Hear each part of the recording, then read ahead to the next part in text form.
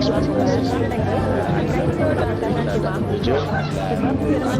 semua berdayung mendapatkan medali emas target yang Agus Prayogo, atlet atletik Jawa Barat, meraih medali emas maraton putra.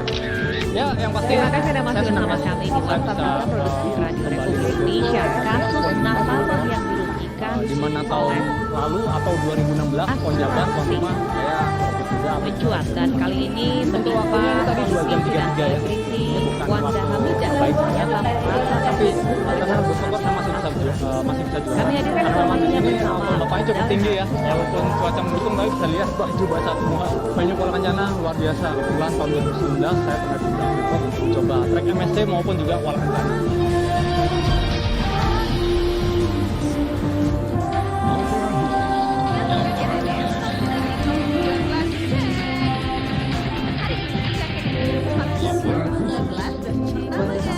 Hanya satu dari banyak orang yang mengalami masalah yang sama dengan perusahaan asuransi, yaitu kesulitan saat mengklaim haji, padahal rajin membayar premi atau terlihat klaim asuransinya tidak sesuai seperti yang dijanjikan saat membeli produk asuransi tersebut. Kepala Badan Perlindungan Konsumen Nasional BPKN Reza Halim mengatakan pihaknya pernah menerima sejumlah laporan dari konsumen asuransi.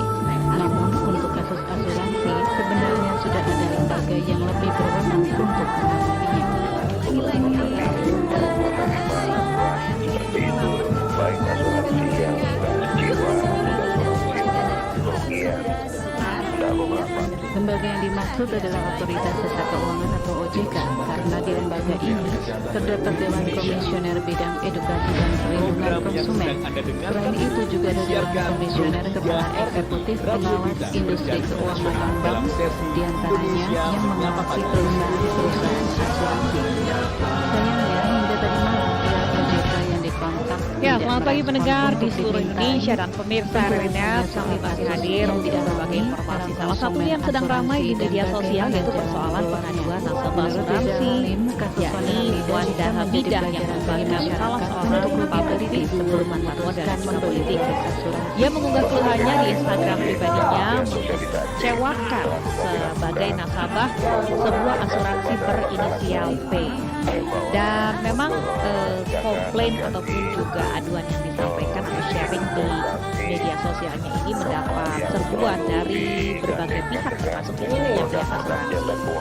Kabarnya putra dari Wanda Hamidah ini mengalami cedera berat dan terus melakukan operasi lutut dengan biaya kurang lebih 50 hingga 60 juta. Namun punya pengalaman bagaimana pihak asuransi informasi sedetail mungkin produk asuransi yang ditangani Lalu Wanda agen asuransi menyatakan bahwa ia akhirnya termasuk membeli produk asuransi nasabah asuransi tersebut sejak tahun 2009 dengan premi per bulan 500.000. Yang ia menaikkan preminya menjadi 700.000. Dan selama 12 tahun ia merasa kecewa karena tidak baik dalam Sehingga setelah yakin kemudian semuanya beres baru saya menandatangani. Bagaimana sebenarnya persoalan ini ada, dan sejauh ini juga unggahan-unggahan yang disampaikan sudah ditanggapi oleh pihak asuransi tersebut dengan menyatakan bahwa upaya yang diberikan oleh asuransi masyarakat sudah yang membeli semaksimal asuransi mungkin tentu untuk berharap menyelesaikan keluhan yang bisa disampaikan, mengajukan klaim dan dengan juga cepat sejauh saat ini sudah dibutuhkan. sesuai Apalagi dengan kalau premi yang kontrak. dibayarkan Nah, terbilang mahal. apakah Anda juga salah satu nasabah asuransi? Seperti apa harusnya melihat kontrak atau polis asuransi? Jangan hanya percaya pada iming-iming. Kami hadirkan insurance consultant, yaitu Lalu apa pandangan masyarakat mengenai perlu atau tidaknya membeli jasa asuransi. Informasi yang kami hadirkan berikut. Pak Adi, selamat pagi. Ya, Pak Adi, ini bicara mengenai yang sedang heboh di medsos dulu ya, sebelum kita ngobrol lebih banyak mengenai asuransi. Nah, untuk kasus ataupun juga aduan dari nasabah asuransi P, ini Wanda Hamidah, ini seperti apa Pak Adi melihat persoalan ini?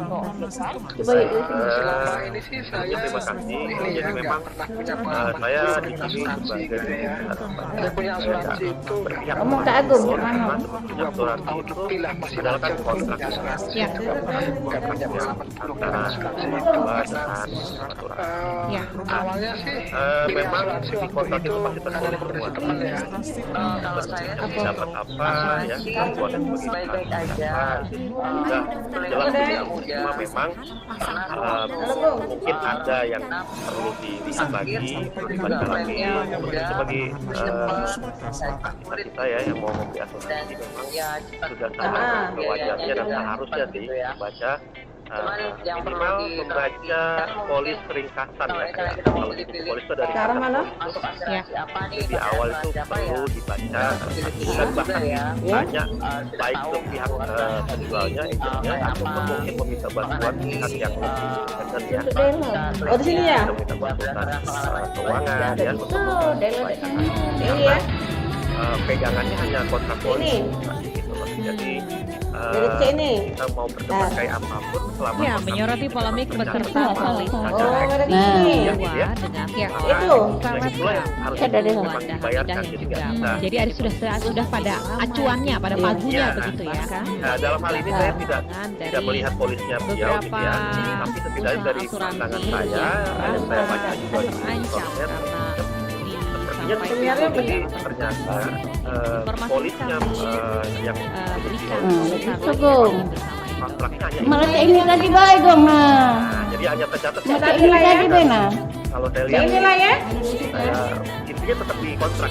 Jadi Macam ini lagi dong, nah. secara Sampai resikonya nih, kayak mana? ikut gitu ya. Tapi ini. tetap semua mengacu dengan kontrak yang sudah kita.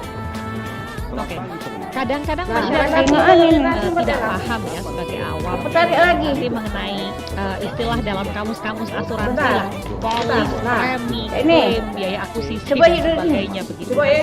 Ketika dijelaskan oleh pihak marketing Yang sini, yang sini. seperti sesuatu yang indah begitu ya. Nah, apakah memang kadang-kadang ini teknik marketing juga Nah, yang ini, dijelaskan ini, pada ini. saat memberikan Ini apa? Modelnya dosa diambil, modelnya dosa diambil. prediksi atau Proposal ya. Iya, iya, iya. ya proposal ilustrasi lah ilustrasi ini Itu. sesuaikah dengan isi polis atau kadang memang ada asuransi yang dalam tanda kutip nakal begitu apa yang dipromosikan tidak sesuai dengan isi kontraknya isi polisnya. Oke, jadi baik ilustrasi memang itu sudah di awal membantu nasabah untuk mengerti ya dalam artian dia tahu apa yang akan dibeli ya. Memang bahasanya teknis, jadi memang perlu bantuan dari agent untuk menerangkan secara bahasa awam ya, bahasa awam agar bisa dimengerti. Lalu sebetulnya yang paling lengkap memang ilustrasi. Jadi nanti di buku polis, memang buku polis itu agak tebal ya, agak banyak karena memang itu adalah pasal-pasal ketentuan kontrak tadi. Nah, tapi nasabah diberikan waktu ya di awal bulan. Di sini ya, apa di? Itu ada waktu 14 hari ya sejak polis terbit untuk mempelajari isi polis. Oke, artinya dalam 14 hari itu bisa direvisi apabila ada hal-hal yang tidak cocok begitu ya. Bisa. Jadi maka bisa dibatalkan kalau ternyata tidak sesuai ya dengan yang dia inginkan, yang dibutuhkan atau mungkin dengan pernyataan agentnya, maka seorang nasabah bisa membatalkan polis. Oke. Nah, sejauh ini begitu ya, apa saja sih yang harus diperhatikan komponen-komponennya ketika memilih asuransi, kemudian setelah mendapatkan polis asuransinya apa saja yang harus dibicarakan? Baik, jadi yang pertama kali dilakukan adalah sesuaikan dengan kebutuhan kita dulu. Ya. Ya, kebutuhan kita dulu apa? Apakah kita memerlukan untuk proteksi, misalnya biaya pemberangkatan jemaah rumah sakit, Oke. Firman menilai pihaknya sudah ya. Ini yang biasa disebut asuransi kesehatan begitu? Betul. Ya. Lalu apakah kita memerlukan untuk proteksi? Terima kasih Anda masih bersama kami di Podcast Produksi Radio Indonesia. Kasus nasabah yang diberikan Karena produk oleh asuransi itu variannya banyak. asuransi. Variannya banyak sekali. Mencuat Jadi dan orang kali awam ini atau menimpa masyarakat memang politisi tahunya dan cuma salah satu selebriti kata Wanda asuransi gitu ya. Hamidah yang ternyata Padahal di merasa asuransi tertipu itu oleh banyak sekali perusahaan produk asuransi. atau Kami hadirkan informasinya bersama jenisnya. Magdalena Ya, Sukosnawan. mulai yang disebut unit Seseorang dapat link, dianggap ada yang tidak layak disebutnya dipercaya. non unit link atau Jika tradisional gitu ya. seseorang sudah kehilangan Ada juga kalau asuransi kepercayaan, kesehatan sendiri juga selain ada akan menjadi asuransi perintah kesehatan untuk yang mendatangkan inner rezeki, limit ya, yang ada juga limit ungkapan ini per seakan itemnya hanya gitu ya. Ada menjadi yang sebuah tentu dengan tagihan atau encart on bill gitu kan. Nah, saja.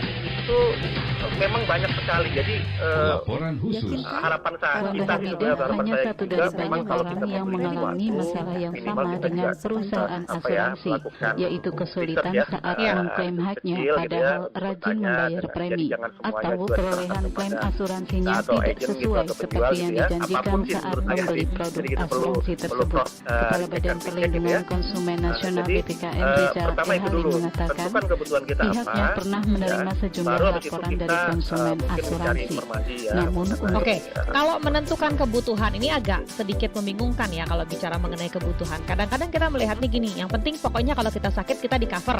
Kan pikiran gampangnya begitu. Oke. Nah, Nah, ya jadi gini Mbak, maksud saya kadang ada orang yang mungkin sudah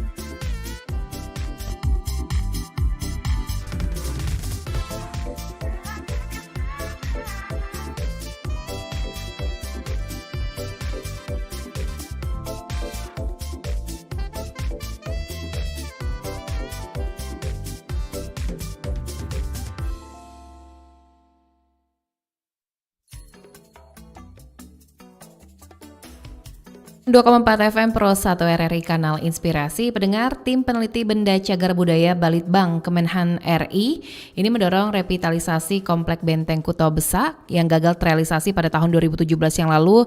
Ini akan dilanjutkan kembali agar pemanfaatannya sebagai aset wisata sejarah terbuka lebar. Peneliti ahli muda Balitbang Kemenhan Republik Indonesia Gerald ini mengatakan bahwa telah merekomendasikan pemerintah Kota Palembang untuk melanjutkan revitalisasi Komplek Benteng Kuto Besak. Ini meski sampai saat ini fungsinya masih digunakan sebagai kantor Kesdam 2 Serjaya dan Rumah Sakit Akagani.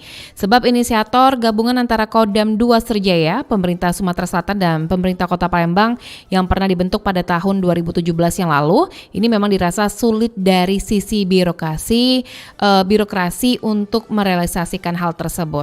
Dan tim peneliti yang Garlat juga menjadi ketua peneliti strategi revitalisasi Benda Cagar Budaya Pertahanan. Ini mengatakan bahwa untuk diperlukan yang namanya political will yang kuat agar revitalisasi BKP tersebut ini dapat terwujud dan bisa dibuka untuk umum. Dan menurut ini komplek BKB sama uniknya dengan Sungai Musi dan Jembatan Ampera sebagai ikon Kota Palembang, sehingga potensial ini bisa dijadikan destinasi wisata karena selama ini masyarakat hanya bisa menikmati pelatarannya saja. Namun ini untuk pemanfaatannya sebagai aset wisata tidak bisa dirasakan langsung dan diperlukan waktu hingga 10 tahun untuk BKB dikenal luas dan mendatangkan turis-turis mancanegara, tapi dengan catatan bahwa revitalisasi diselesaikan secara secepat mungkin. Sementara penulis disertai Pertama Defensens James ini mengatakan bahwa BKB ini punya keunikan dibandingkan benteng lainnya di Indonesia, yakni sebagai salah satu benteng yang dibangun oleh orang lokal, bukan oleh kolonial penjajah seperti Portugis ataupun Belanda. Dan fakta-fakta tersebut ini dapat dibangun menjadi narasi yang menarik untuk mendatangkan wisatawan. Namun yang terpenting menurut Jane bahwa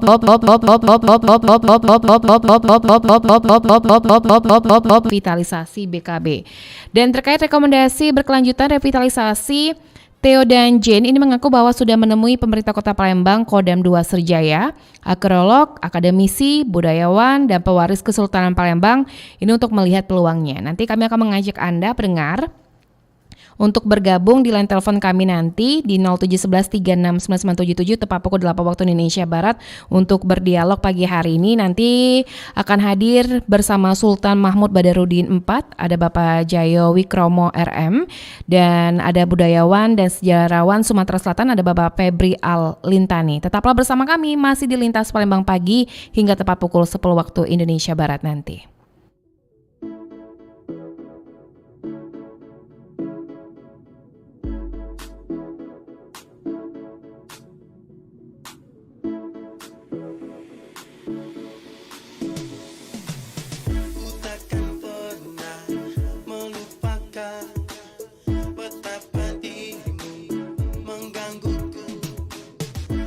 Sesaat memandangmu, cuma butuh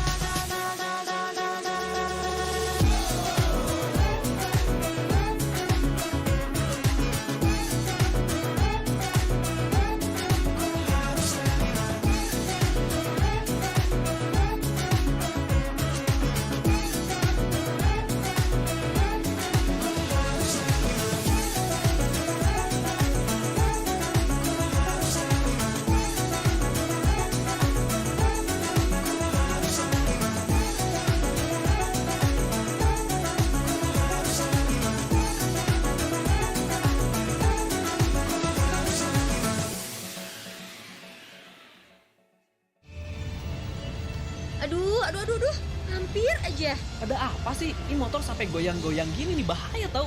Itu loh, ada yang buang sampah dari mobil. Buang sampah? Dari mobil yang mana? Itu loh, itu mobil yang merah itu. Oh itu, mobilnya keren sih. Yang bawahnya juga cantik. Tapi kok etikanya nggak ada ya? Jadi nggak keren deh. Jadi biar tetap keren gimana? Gampang aja sih, sediain tempat sampah di dalam mobil. Itu baru keren, keren abis malah.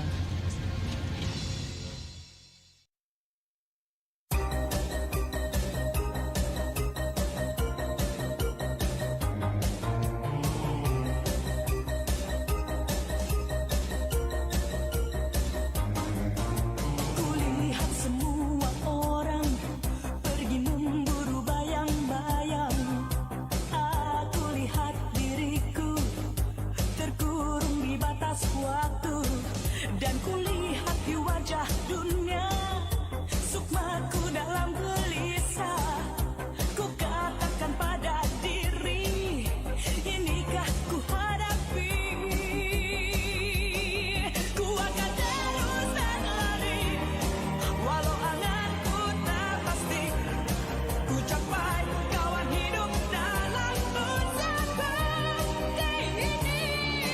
Ku harus terus berlari, ku ikuti matahari.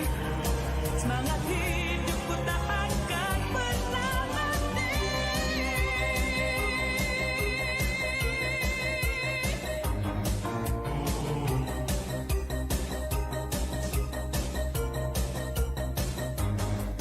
Jalan panjang yang ku lalui penuh dusta dan penuh duri, tapi daku takkan sembunyi walau hancurkan ku nikmati. Karena hidup begini indah, segala duka ku tak menyerah. Walau jatuh dan jatuh lagi, dan ku tak akan peduli. Aku kan terus berlari, ku ikuti matahari. Angan dan harapanku luas membentang tinggi, dan aku tetap berlari walau angan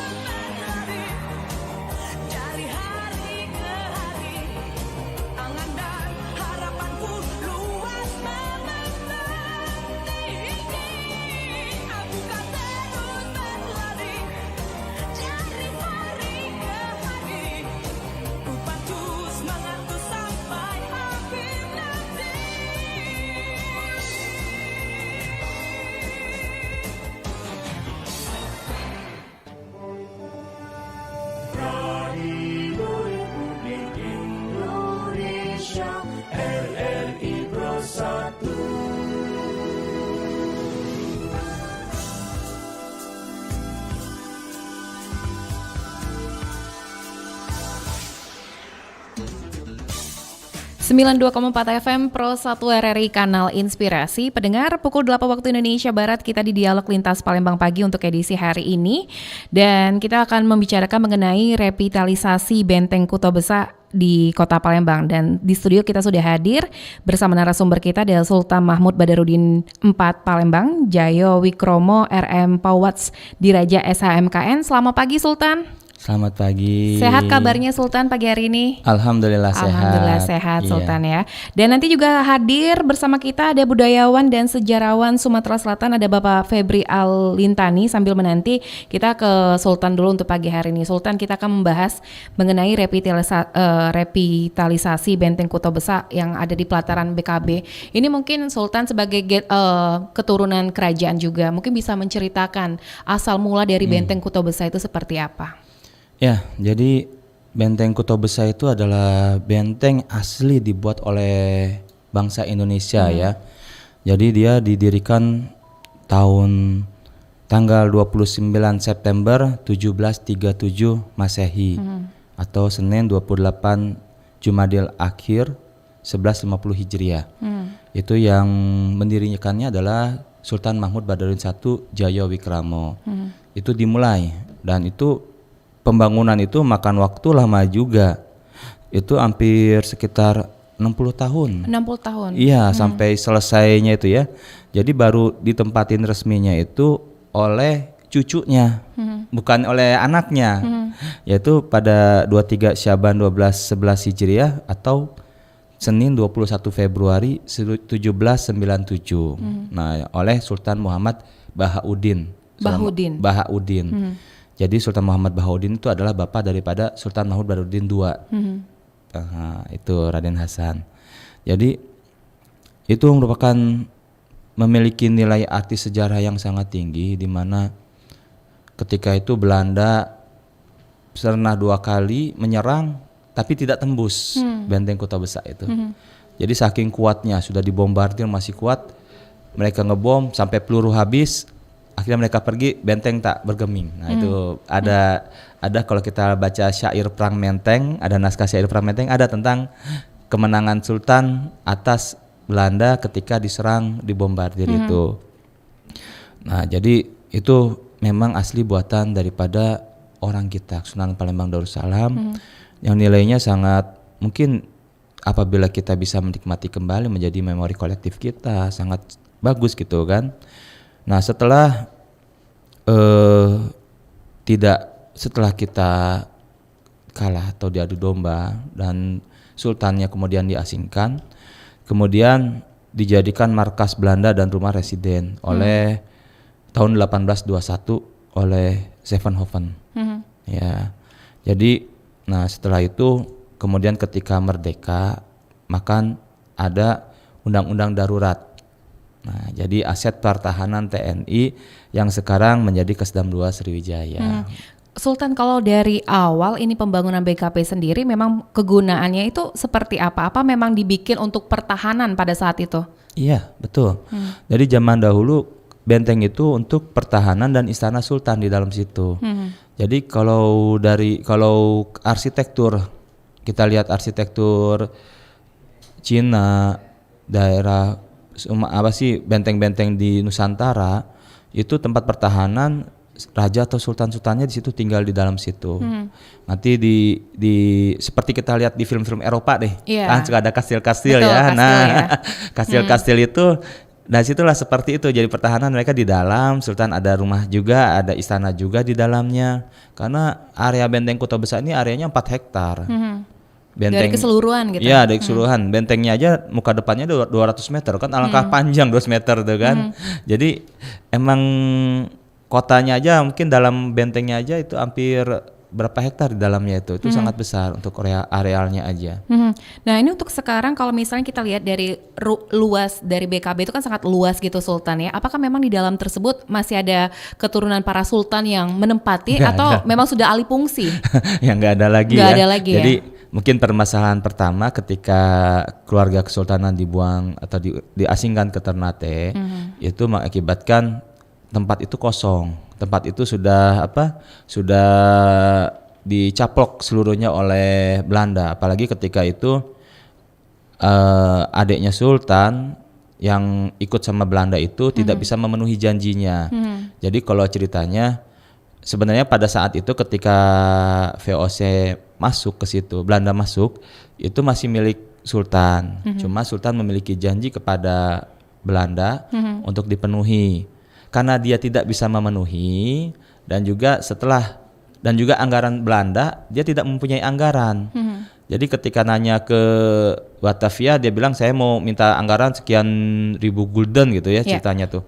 Untuk bikin benteng, bilang nggak ada dana. Ya akhirnya berpikir keras bagaimana caranya biar punya benteng. Akhirnya benteng kesultanan itu karena pada saat itu adik Sultan itu yang tidak dibuang, yang ikut sama pro sama Belanda itu, yang kerja sama Belanda, tidak memenuhi janjinya.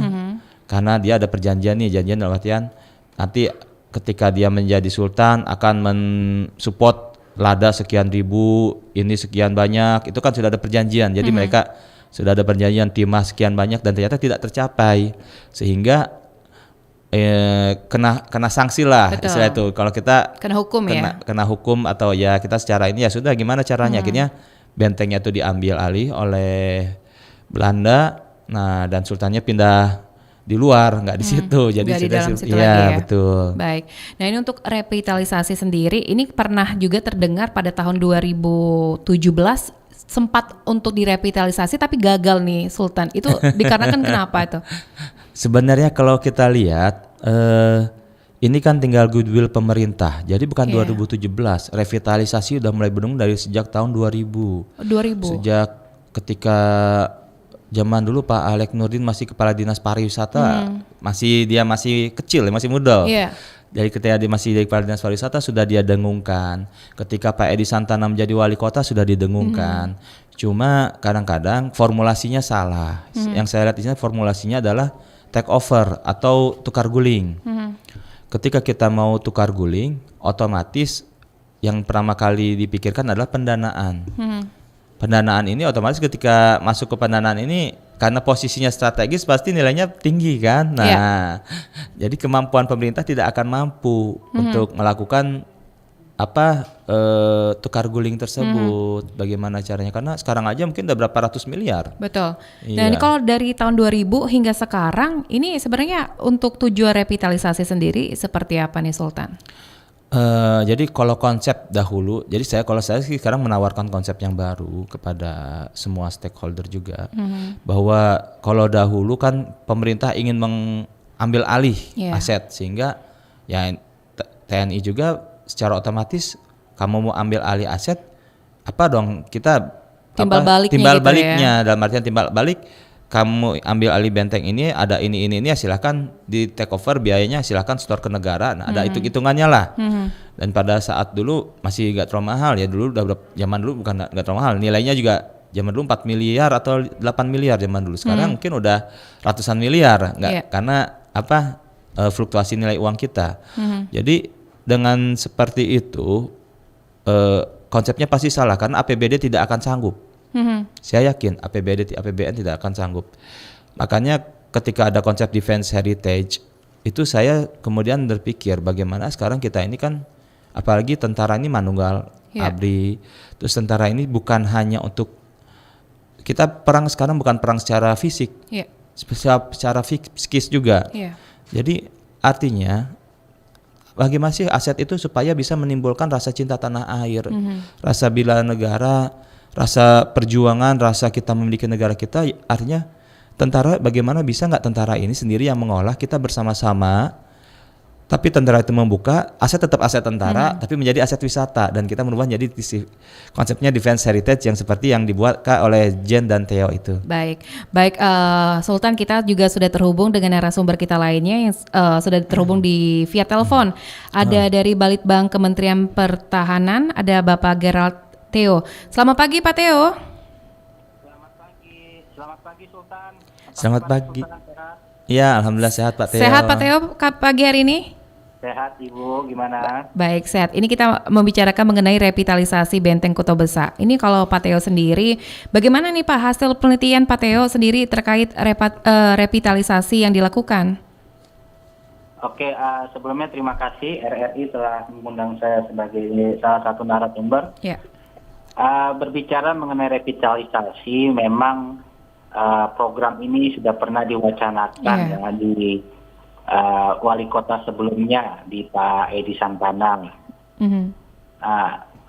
Itu sampai sekarang kalau saya melihat setelah saya melakukan audiensi dengan beberapa stakeholder terkait di Palembang, juga saya bertemu dengan Sultan, ini seakan program revitalisasi ini jalan di tempat. Kenapa saya bilang jalan di tempat? Karena saya melihatnya apa yang ditawarkan oleh pihak pemerintah kota kepada pihak Kodam 2 Sriwijaya itu seperti ada ketidakjelasan gitu, Mbak. Ya. Baik.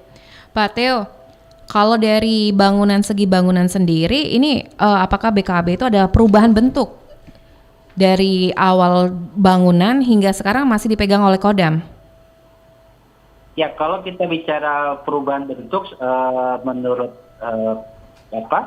pandangan saya itu untuk revitalisasi itu tidak perlu sampai merubah bentuk gitu. Tetap mempertahankan originalitas bangunan yang ada. Makanya revitalisasi itu tidak bisa dilakukan oleh sembarangan orang, harus arkeolog juga terlibat, kemudian arsitektur, tapi yang memiliki sertifikasi bangunan tua gitu. Baik, Pak Theo, ini sebenarnya yang harus dilakukan pemerintah kita sendiri dan untuk merevitalisasi dan dari keturunan para sultan yang harus dilakukan itu seperti apa nih Pak Theo? Bisa diulang, Mbak? Ini untuk melakukan revitalisasi, sebenarnya apa yang harus dilakukan pemerintah kita dan para keturunan para sultan? Yang pasti yang harus dilakukan adalah menjalin komunikasi yang baik ya, Mbak. Kemudian dari pihak pemerintah kota juga harus membuka diri. Membuka diri dalam artian mendengar aspirasi dari kalangan masyarakat bawah dan juga pandangan atau aspirasi dari pihak kesultanan, kemudian dari sejarawan, seperti itu. Jadi jangan pemerintah kota itu jangan bersikeras dengan keinginannya mereka sendiri gitu, karena bicara revitalisasi ini harus melibatkan seluruh stakeholder terkait. Banyak pihak ya? Iya, jadi jalinlah komunikasi yang baik gitu antar pihak gitu, jangan termasuk juga komunikasi dengan pihak Kodam. Pihak Kodam itu pada dasarnya mereka membuka diri. Hasil saya pertemuan tahun lalu dengan pihak Kodam juga, itu mereka welcome asal mereka ditawarkan konsep blueprint yang jelas. Kodam itu. Baik, Pak Theo, kita terima telepon dulu Pak Theo ya untuk pagi hari ini, dan Pak Sultan kita terima telepon dulu. Ada Pak Raihan di Palembang. Selamat pagi Pak Raihan. Selamat pagi Mbak Dela. Iya, silakan Pak Raihan. Jadi begitu Pak Sultan, mau baru yang keempat ya. Saya mendengar cerita revitalisasi UNED Pusat Besar ini sudah lama sekali ya, sejak zamannya wali kota Ceyan sampai sekarang. Pada waktu itu dimotori oleh seniman kita yang sudah almarhum namanya Pak Amri Yahya. Bagaimana UNED Pusat Besar ini dikembalikan sebagai keraton Yogyakarta pada waktu itu. Karena kebenaran Pak Amri Yahya ini tinggalnya di Jogja gitu. Dia mimpi bahwa di Sumatera Selatan ini atau di kota Palembang ada keraton gitu. Yang notabene betapa sejarahnya sudah diceritakan oleh Sultan Mahmud keempat ini. Sudah jelas bahwa itu memang didirikan oleh Sultan yang pertama gitu kan. Ya tapi karena ada katakanlah ada Sultan yang berikutnya yang berpihak pada Belanda, sehingga itu beralih fungsi pada pihak lain gitu. Nah sepanjang jalan sejarah kita, nah ini kepemilikannya itu katakanlah ya itu nggak jelas artinya ya. Ya memang itu kita ketahui sejarah bahwa milik daripada Sultan Mahmud pertama sampai sekarang. Nah ini sekarang dikuasai, di situ ada sekolah perawat, itu ada rumah sakit, itu ada dan sebagainya. Instansi daripada ya katakan TNI AD gitu. Nah oleh karena itu ada satu saran bagi saya. Sultan Baharudin IV ini bisa menggunakan katakan undang-undang cagar budaya begitu ya. Undang cagar budaya ini harus dengan gigih diperjuangkan pada stakeholder terkait. Tidak hanya pada katakanlah pada pemerintah kota saja, tapi juga pada pemerintah pusat gitu. Wah, ini undang cagar budaya ini adalah payung kami untuk mempertahankan cagar budaya yang ada di Kota Palembang ini. Masyarakat Selatan pasti saya yakin dia mendukung apa yang digagas oleh revitalisasi pada benteng besar ini. Pasti mendukung. Karena ini satu kebanggaan bangsa Indonesia. Juga kebangsaan katakanlah kebanggaan pada ya orang Palembang gitu. Bahwa kita ada keraton. Tinggal sekarang bagaimana nanti juriat para sultan ini yang katakanlah mengukir katakan benang sejarah ini agar mereka bersatu untuk mempertahankan haknya gitu ya. Saya yakin ya kepemilikan daripada gedung Gurindam tidak punya sertifikat tanah sama sekali daripada ini yang memegang sekarang ini. Baik. Karena mereka punya ada latar belakang sejarah dan pihak BPN tidak sembarangan artinya mensertifikatkan tanah tersebut. Dan oleh itu mari kita share bersama, kalau bisa kita adakan satu forum yang besar gitu ya, yang menyangkut pada sejarawan nasional, yang menyangkut pada sejarawan wali kota Palembang, gubernur Sumatera Selatan, pihak Kodam, agar ada semacam satu kejiwa besar gitu ya. Begitu logowo untuk mendukung undang-undang cagar budaya ini. Nah sekarang kelihatannya kita mendukung undang cagar budaya ini ya separuh-separuh hati begitu ya. Nah kita gedorin bersama-sama agar pemerintah ini ya betul-betul undang cagar budaya ini kita pakai begitu, kita gunakan untuk melindungi aset-aset yang ada di Kota Palembang. Baik. Terima kasih, sampai Baik, jumpa. terima kasih Pak Rayhan di Kota Palembang. Mungkin ditanggapi dulu sama Sultan. Silakan Sultan. Ya, betul. Jadi kalau tadi yang Pak Theo itu memang kita sekarang sedang mulai coba intensif menjalankan komunikasi bagaimana supaya revitalisasi ini bisa digerakkan ya. Dan kedua dengan Pak Rayhan ini memang sebenarnya kan kalau kita mau mengambil alih seperti itu artinya tinggal goodwill daripada pemerintah. Yang saya pikir sampai saat ini pun karena mungkin ketika berbicara seperti itu akan berbenturan dengan APBD provinsi atau kota, sehingga ketika melihat nilai untung rugi pasti rugi. Kalau kita lihat untung rugi, tapi dia tidak melihat dari sisi nilai jangan lihat dari material tapi yang imaterialnya juga. Kalau imaterial apa? Rasa cinta masyarakat kepada sejarah, kepada leluhurnya, rasa cinta kita kepada negara, kita bergerak, Palembang ini sangat hebat pada masa lalu, sehingga menimbulkan semangat adiluhur kita. Saya yakin ketika, dan juga undang-undang cagar budaya juga sudah mengatur itu, tapi ya tinggal balik lagi pada goodwill pemerintah ini seperti apa Pak Rehan. Saya yakin ketika kita perseorangan tidak akan mampu, makanya kita mungkin bersama-sama, saya juga mungkin akan, bukan saya dari Kesultanan sendiri, tapi dari seluruh stakeholder kita coba rangkum apakah ke depan kita buat FGD atau bagaimana, dan juga kita mungkin berdialog bersama dengan pihak Kodam itu supaya kita bisa lebih bersinergi dalam mengelola kawasan BKB tersebut. Baik, Pak Theo. Ya, mungkin bisa ditanggapi juga Pak Theo, tambahan Pak Theo. Ya, saya setuju dengan apa yang disampaikan Sultan. Jadi memang kita harus duduk bersama ya. Entah kita mengadakan FGD atau semacam diskusi lain lah gitu. Dan juga jangan lupa kita perlu melibatkan legislator di sini dalam artian pihak DPRD kota gitu. Jadi kita semua duduk bersama membicarakan rencana revitalisasi ini supaya ini mungkin supaya di 2022 sudah adalah kejelasan gitu. Kita bisa ambil contoh best practice untuk program revitalisasi itu adalah di Benteng New Victoria Ambon. Itu dari wali kota, kemudian DPRD kota dan pihak Kodam, semua itu satu suara untuk revitalisasi Benteng New Victoria di Ambon. Nah, kenapa Palembang nggak bisa seperti itu gitu? Jadi mindset untuk komersial atau bisnis itu dikesampingkan dulu. Seperti yang dibilang Sultan tadi, itu mungkin pemerintah kota melihat ini ada kerugian kalau mengeluarkan anggaran untuk revitalisasi gitu. Program revitalisasi ini program jangka panjang, tidak bisa instan langsung mendapatkan pendapatan daerah gitu Iya. Pak. Baik, Pak Theo, kalau dari hasil penelitian Pak Theo sendiri, ini artinya Kodam setuju ya Pak ya? Atau bolanya ada di pemerintah kota nih Pak? Untuk Pak Theo sendiri, ini setuju dengan revitalisasi yang akan dilakukan? Ya, setelah saya bertemu dengan pihak Kodam juga, dan saya juga sudah pernah menyampaikan ke Sultan bahwa mereka itu welcome, Mbak. Iya. Mereka welcome, mereka menunggu, mereka sifatnya menunggu. Dalam artian gini, mereka selama ini sudah merawat benteng itu, ya, merawat benteng itu dengan menggunakan anggaran dari internalnya Kodam. Nah, coba bisa dibayangkan kalau orang yang sudah lama merawat suatu benteng gitu atau bangunan, terus kemudian diusir secara paksa, gitu kan?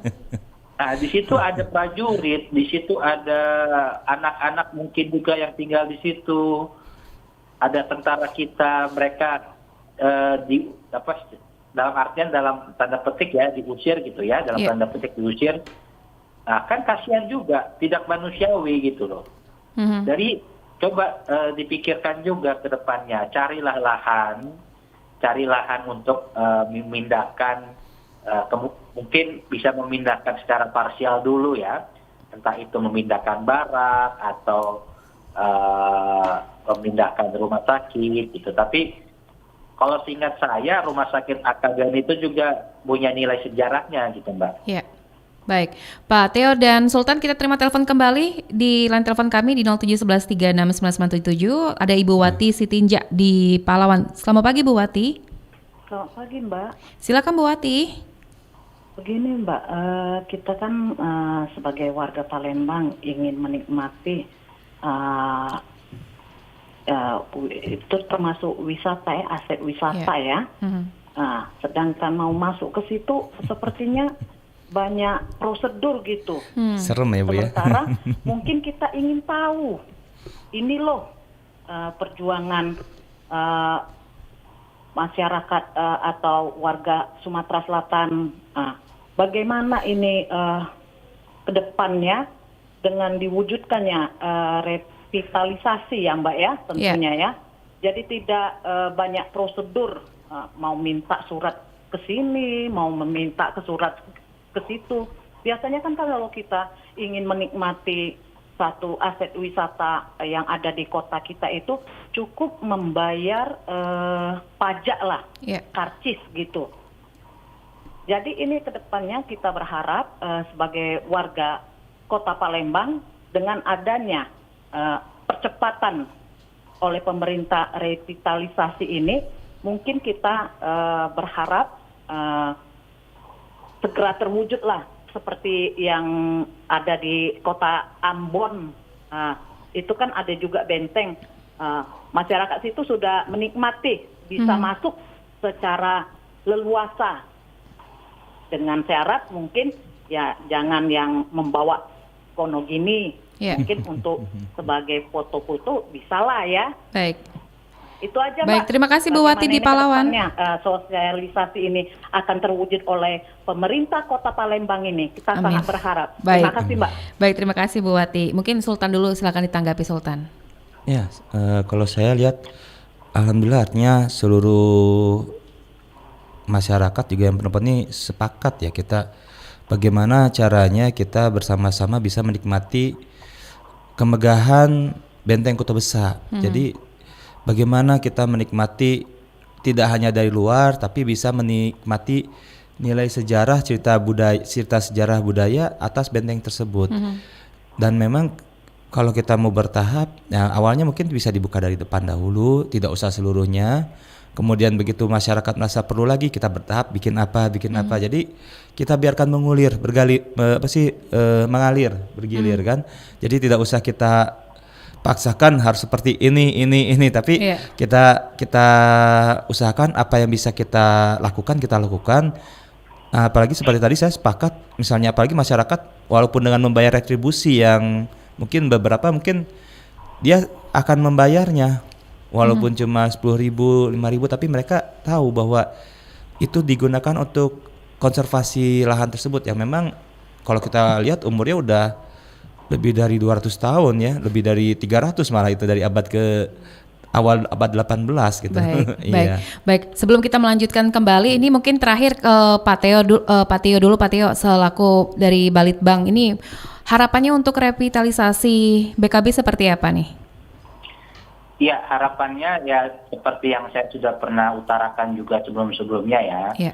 Di koran di Palembang juga sudah pernah saya tuliskan bahwa revitalisasi itu jangan sekedar wacana gitu. Jadi pemerintah kota, kembali saya tegaskan, harus punya blueprint yang jelas. Ya. Blueprint yang jelas itu apa ya? Harus ada gambaran, deskripsi gitu.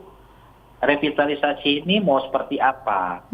Kemudian untuk membangun atau membuat blueprint itu juga jangan pihak Pemkot Palembang sendiri yang bekerja. Yeah. Harus melibatkan banyak pihak, khususnya juga melibatkan dari Kesultanan gitu. Baik. Jadi jangan mereka merancang sendiri blueprintnya sesuai dengan keinginan mereka. Kita nggak tahu nanti kalau mereka yang merancang blueprint, ntar ujung-ujungnya komersial gitu kan. Dan cobalah duduk bersama, kita bikin semacam kelompok kerja untuk merealisasikan rencana revitalisasi ini seperti yang tadi saya sampaikan. Baik.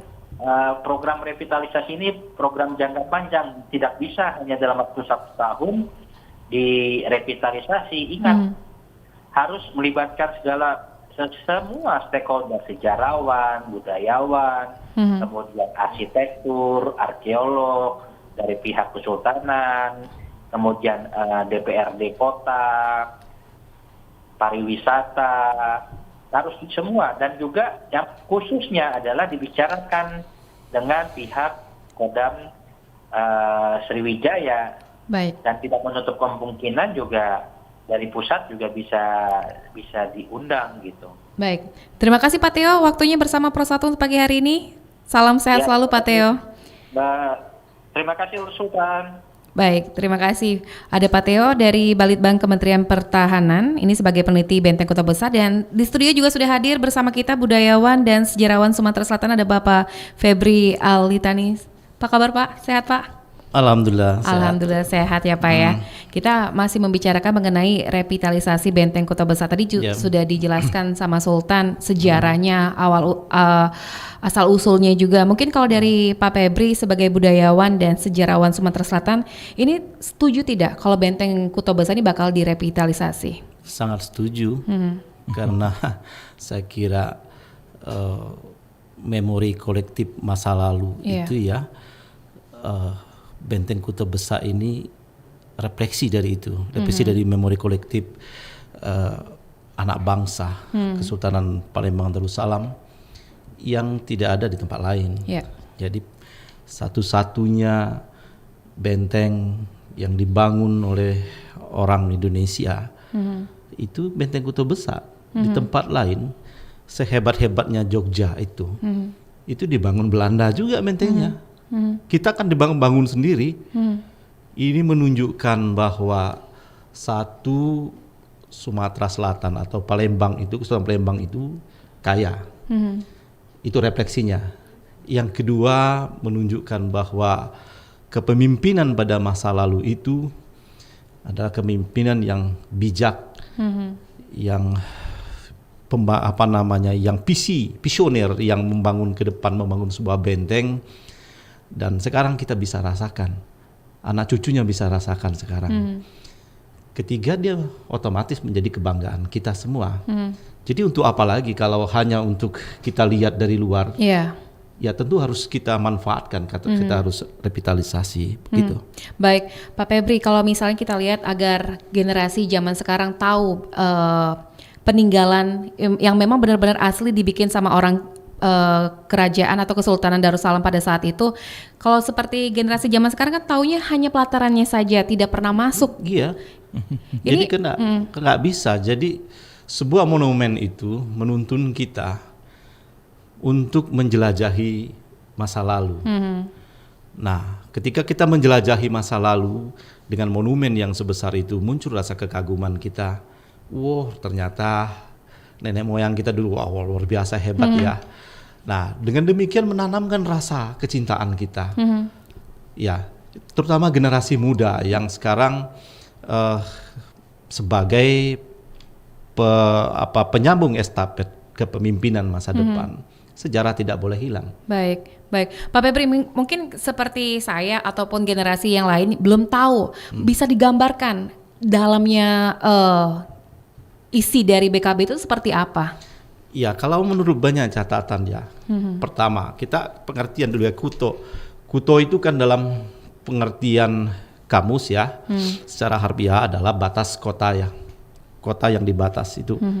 Kuto. Mungkin sekarang menjadi kota mungkin ya. Dia ada istana di dalamnya dan para pejabat-pejabat teras itu ada di dalam Kuto itu. Jadi itu pusat kota istana. Jadi sudah tentu di dalam Kuto itu ada istana, ada tempat pertemuan, ada itu semua ada dalam catatan sejarah.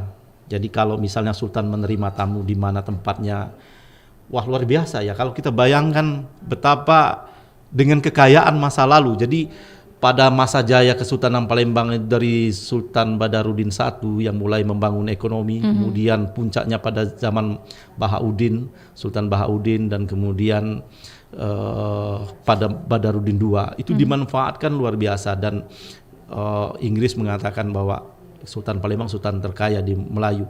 Kita bisa bayangkan betapa megahnya di dalam sana. Tapi ketika Belanda masuk itu semua dihilangkan. Nah, saya kira ini kalau kita bangun kembali apa yang tercatat dalam sejarah, itu kan akan manfaatnya akan luar biasa. Bukan cuma untuk identitas tapi juga untuk kepariwisataan.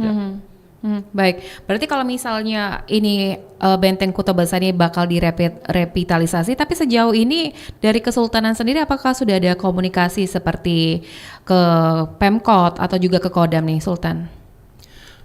Kalau kita kemarin sudah beberapa kali pernah bertemu juga, tapi kalau secara penjajakan secara ini mungkin lagi kita intensifkan kembali ya. Kemarin sudah ketemu sudah beberapa kali, mungkin tapi baru perbincangan informal, tapi kita belum masuk ke substansinya sekali, karena mungkin pada saat kemarin saat pandemi ya baru mulai, jadi pertemuan juga terbatas. Tapi insya Allah beberapa pekan ini insya Allah sedang kita jajakan kembali pertemuan dengan pihak Kodamnya. Baik. Sultan dan Pak Febri, kita terima telepon dulu. Pagi hari ini ada Pak Perlindungan di Tapanuli ya.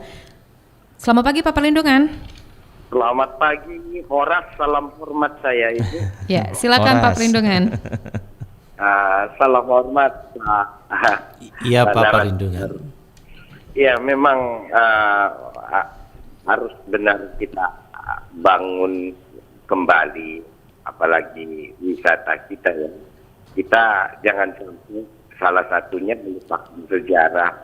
Ini sejarah identitas ini nggak bisa diganggu gugat. Nusantara ya, bukan Indonesia ya, Nusantara. Jadi harapan saya kalau bisa tetap di pembarui terus, tetapi ini sejarahnya ini jangan hilang. Karena apa? Banyak sekali ibaratkan pajel. Kalau dia bolong-bolong nggak tahu kemana gimana ya. Jadi harapan saya ini harus menteri, seluruh menteri yang terkait ke wisata ini dan sejarah-sejarah ini harus bisa memecahkan masalah. Jangan hanya memecahkan masalah yang korupsi di sana. Baik. Nah, itu aja harapan saya. Baik. Terus masalah visinya ada kok di sini. Nanti kita buka di sini nanti sama di Prancis. Baik. Waalaikumsalam. Terima kasih Pak Perlindungan. Mungkin Sultan dulu bisa ditanggapi. Ya, memang kita ini kalau kita melihat kemudian di masalah Benteng Kuto Besar, masalah tempat kita ini untuk kita nikmati kembali ya, memang kita harus sama-sama stakeholder semua, Iya. tidak bisa kami sendiri. Dan masyarakat juga kita saling akan membutuhkan support daripada masyarakat juga. Dan juga mungkin sekarang ini sosial media juga dan juga seperti kegiatan seperti ini, seperti yang di RRI ini sangat bagus untuk menimbulkan kembali wawasan kita mengenai Benteng Kota Besar itu. Iya. Mungkin Pak Febri bisa ditambahin. Iya, satu entitas pertama ya tentu Kesultanan Palembang Darussalam yang secara menurun zuriat ya seharusnya seandainya kita bayangkan kesultanan itu tidak bubar maka kesini sekarang ke kesultanan itu satu ya. Tapi ada peristiwa politik, peristiwa perang, sultan bubar. Nah sekarang negara kesatuan Republik Indonesia ini disebut nation state atau negara bangsa-bangsa yang dulu berjuang sendiri-sendiri kemudian bersatu. Nah berjuang sendiri-sendiri itu kan Sultan Badarudin memperjuangkan Benteng Kota Besar, memperjuangkan maksud saya Kesultanan Palembang Darussalam yang itu warisnya memang. Nah ada pewaris politik setelah negara kesatuan Republik Indonesia ini berdiri. Siapa itu? Pemerintah daerah dalam hal ini, pemerintah Sumsel dan pemerintah kota. Seharusnya dia yang meneruskan kembali pembangunan ini gitu. Karena ini tidak terputus dengan sekarang gitu. Pertama, nilai-nilai Kesultanan Palembang Darussalam itu ada. Kita sekarang ini agamanya agama Palembang Darussalam, perilaku kita Palembang Kesultanan Darussalam. Nah, benteng itu sebagai satu warisan benda yang bisa kita lihat, bukti keberadaan itu.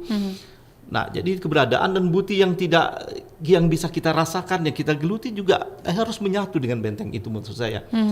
Nah, karena itu dia tidak bisa satu sektor saja, tapi juga pemerintah itu dalam undang-undang konstitusi juga memajukan kebudayaan bangsa.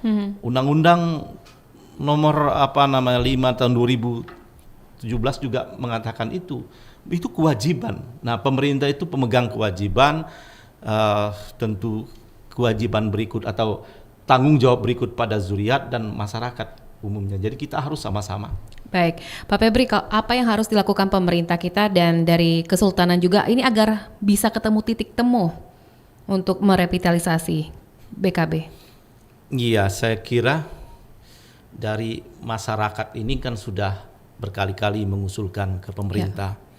Tapi saya belum lihat political will atau kemauan baik dari pemerintah atau pemerintah kota mengundang misalnya Kesultanan, mengundang entitas lain untuk ayo kita duduk bersama-sama, kita berjuang untuk ini, enggak kan. Akhirnya Kesultanan yang merasa kita itu merasa ingin lihat warisan budaya itu seperti sebagaimana adanya di tempat lain. Akhirnya kita cari cara sendiri. Nah, beruntung kan kita ketemu dengan Pak Teo tadi ya, dan kemudian Dr. Jin ya, barusan dari dokter dari Defense Heritage. Maka saya kira ini kita ubah ininya, perspektifnya. Jadi menurut saya kalau pemerintah kota memang agak keberatan untuk itu, ya coba kita dekati Kemhan aja. Meskipun Kemhan tadi mengusulkan, tapi Kemhan saya kira lebih baik karena itu Benteng Kota Besar bernilai pertahanan. Nah, jadi strategi kita begitu. Jadi biarkan aja Kemhan yang menguasai itu, tapi harapan kita dibuka untuk umum aja. Iya, betul. Jadi perspektifnya seperti itu. Kalau kesulitan, karena bertahun-tahun kita lihat Pemkot ini selalu ya kita tahu mungkin itu masalah klasik, masalah uang dan lain sebagainya. Tetapi kalau ada kemauan politik sejak merdeka misalnya atau sebelum ini wali kota, saya kira udah selesai sekarang kalau itu dicicil misalnya. Tapi sampai hari ini, apalagi pemerintah sekarang nggak punya kemauan untuk itu. Kurangnya kepedulian kah itu? Mereka kalau dikatakan kurang pedulian marah gitu. Oh kami sudah peduli, kami sudah gitu kan. Tapi persoalannya hari ini tidak ada kemauan, tidak ada misalnya paling tidak dialog lah, undang Kesultanan ini masyarakat kan nggak ada. Nah itu persoalannya. Baik, kalau dari Kesultanan sendiri, Sultan ini sudah mensosialisasikan terhadap masyarakat yang ada. Ya, sekarang ini kita beberapa kali saya juga pernah seminar, ikut juga mengenai Defense Heritage ini. Dan juga selain itu kita juga sering sosialisasi melalui sosial media. Sekarang kan lebih efektif ya seperti itu. Tapi ya kita lihat juga kadang-kadang ya kita sentil juga ke pemerintah nih gimana nih kita udah sosialisasi masa lu enggak gitu kan misalnya. Tapi ternyata mereka tidak tergerak juga mungkin proyeksi pekerjaan dia pada yang lain. Mereka tidak berpikir bahwa ternyata kita lihat ketika kita pergi ke Jogja, jangan kan apalagi kita mau ke luar negeri deh, orang-orang suka ke luar negeri kemana, mereka akan berfoto di benteng-benteng ataupun patung-patung, peninggalan. Loh kita sendiri udah punya peninggalan, masa nggak kita open, jadikan maksimalkan aset wisata, bisa nambah PAD, bisa menambah jumlah destinasi di Sumatera Selatan, karena kalau nilai sejarah itu tidak akan hilang dimakan waktu. Kalau kita bikin mall, berapa lama sih mall bisa bertahan? Dan ada mall baru, orang pindah ke mall baru yang lebih enak. Seperti itu, dan itu ya seperti kita lihat dulu ada IP, alangkah ramenya IP. Kemudian muncullah PS, rame banget PS. Sekarang Icon, rame juga Icon. Jadi mereka akan bergilir mana yang terbaru. Tapi kita lihat, kita balik ke Jogja, Malioboro dengan karakter tradisional, dengan ada bentengnya, kesultanannya, orang ingin masuk benteng bisa lihat, bisa ini. Kalau kita berjualan budaya, kayaknya PAD bisa meningkat. Bali besar kenapa? Karena dia bikin karakter. Ada karakter, ada selain pantainya yang indah, tapi dia memiliki karakter masyarakat.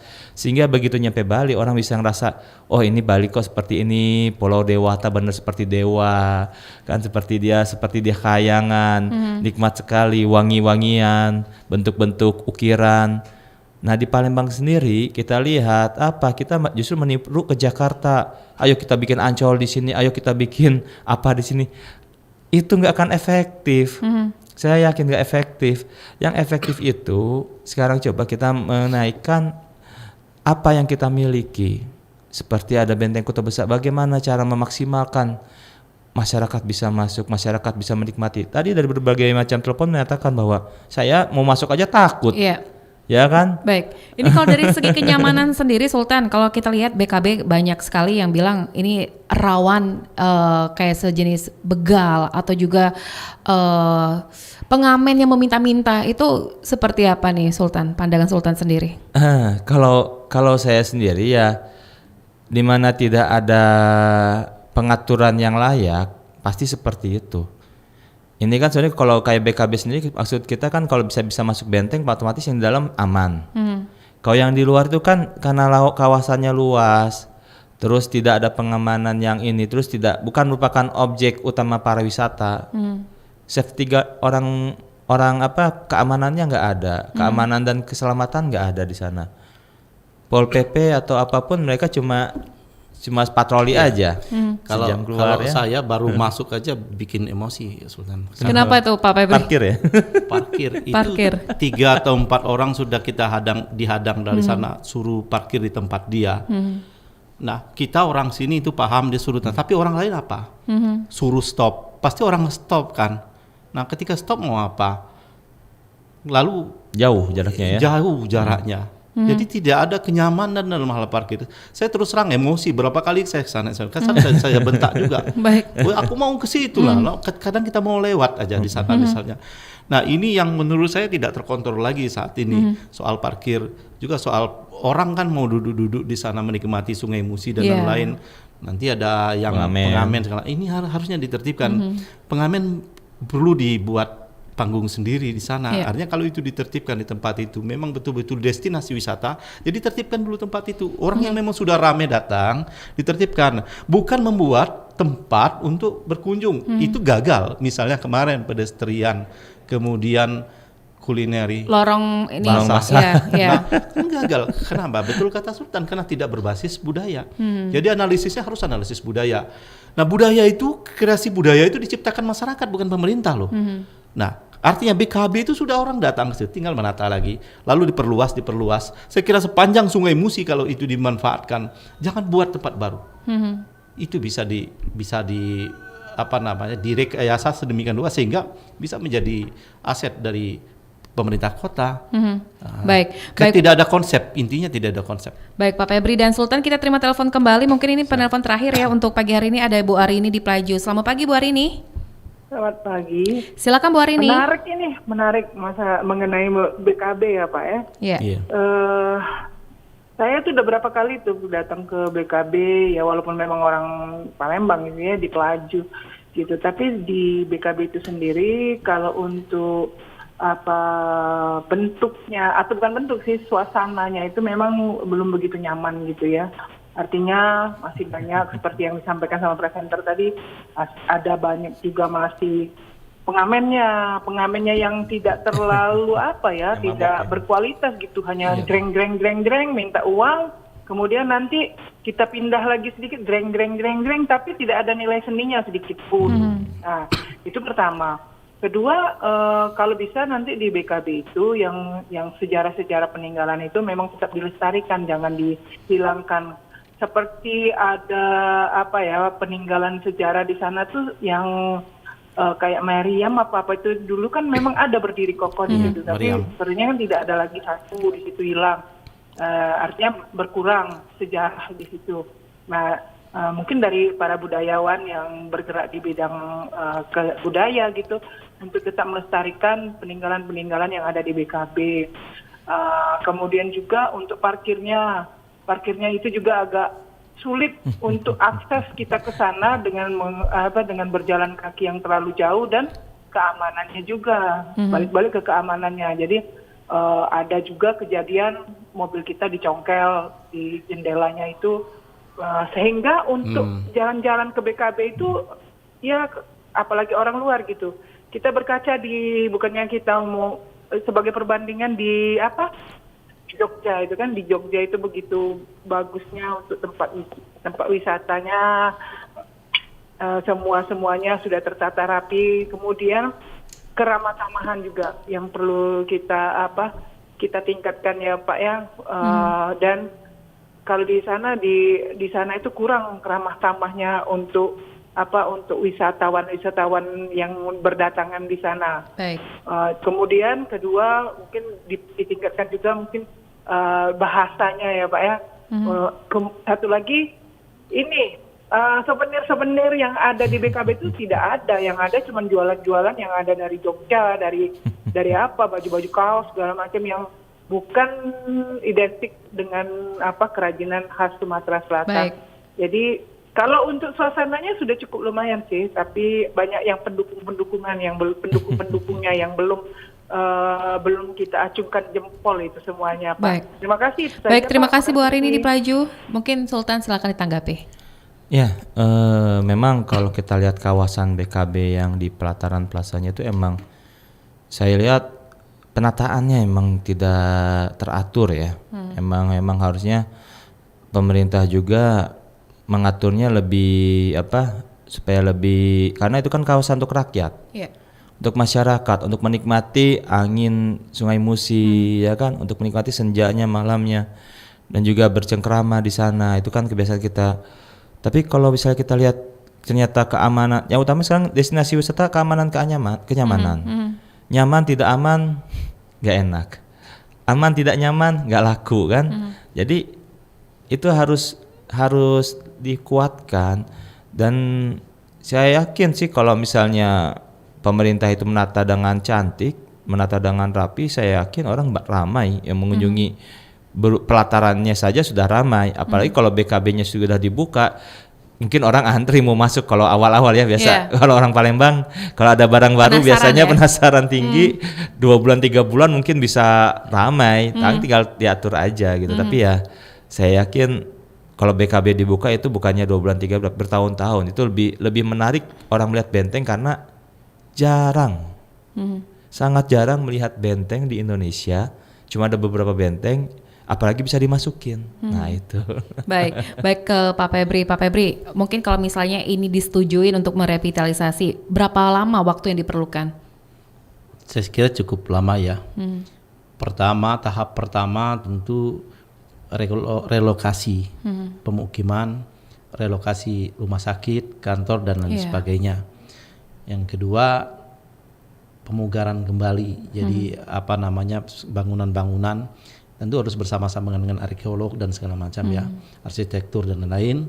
Kita berharap sedapat mungkin bangunan-bangunan yang lama itu dibangun. Itu kan butuh waktu yang cukup lama. Nah, saya kira memang harus segera disegerakan karena waktu lama. Kalau ditunda-tunda lagi ya sampai kapan gitu ya. Paling tidak apa yang harus dikerjakan dulu. Paling tidak ada niat dulu. Niat kemudian ada program dicicil dulu, misalnya pemindahan pemukiman dulu, misalnya baru kemudian terakhir rumah sakit kan begitu. Iya, baik. Mungkin terakhir Pak Febri selaku budayawan dan sejarawan Sumatera Selatan, harapannya untuk Benteng Kuto Besak ke depan. Ya, harapan kita Benteng Kuto Besak itu betul-betul bisa menjadi monumental masyarakat Palembang khususnya dan generasi muda di Indonesia sebagai satu bentuk peninggalan bahwa nenek moyang kita dulu atau leluhur kita dulu adalah orang-orang yang hebat ya, yang nilai-nilainya bisa kita resapi sekarang untuk modal sosial budaya membangun bangsa ini. Baik, terima kasih Pak Febri. Dan mungkin Sultan, harapannya untuk BKB ke depan? Ya, kalau harapan saya sih yang utama adalah kita sebagai masyarakat Palembang bisa menikmati bersama-sama BKB. Jadi bukan hanya kami dari Kesultanan, tapi seluruh masyarakat bisa menikmati bagaimana nilai-nilai yang ada di dalam Benteng Kuto Besak tersebut, sehingga menimbulkan rasa cinta dan juga akan membangkitkan semangat untuk mencintai pada kota Palembang. Saya yakin kalau dibuka dan untuk umum mungkin banyak sekali narasi sejarah, banyak sekali cerita-cerita yang akan berkembang kembali, akan hidup lagi, dan juga mungkin akan menghidupkan lagi gerakan-gerakan mencintai sejarah dan budaya kita itu. Sebenarnya itu bisa jadi pemicu dan mercusuar di kota Palembang itu. Saya kira seperti itu. Baik, terima kasih Sultan dan Pak Febri atas waktunya bersama Pro 1 untuk pagi hari ini. Dan pendengar, itulah tadi bersama budayawan dan sejarawan Sumatera Selatan, ada Bapak Febri Alintani dan ada Sultan Mahmud Badarudin IV, ada Jayo Wikromo RM Pawats di Raja SHMKN, dan tadi juga kita sudah berbicara langsung bersama Balitbang Kementerian Pertahanan, ada Bapak Theo, dan kami mengucapkan terima kasih atas waktunya bersama Pro 1 untuk pagi hari ini. Salam sehat selalu. Salam sehat selalu. Dan pendengar, itulah tadi di Dialog Lintas Palembang Pagi mengenai revitalisasi Benteng Kuto Besak, dan pukul 9 hingga pukul 10 waktu Indonesia Barat kita ada di Lintas Sumsel. Kami akan memberikan informasi terupdate untuk daerah Sumatera Selatan dan sekitarnya. Tetaplah bersama kami, masih bersama saya Dela Wawi.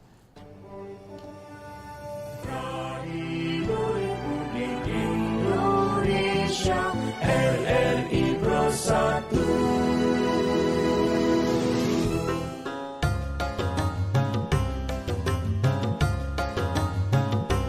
Kalau ada yang bertanya, kita ku sangat di mana, para sini lada jauh, Kuto Besaklah tempatnya.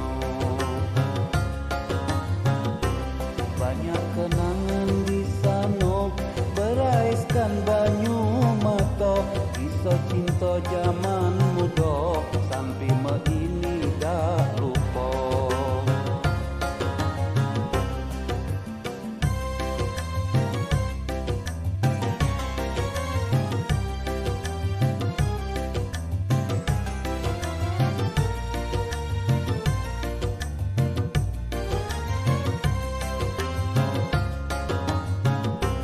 Kuto Besak jadi saksi, janji setia sehati, walau apapun terjadi, tak berpisah sampai mati.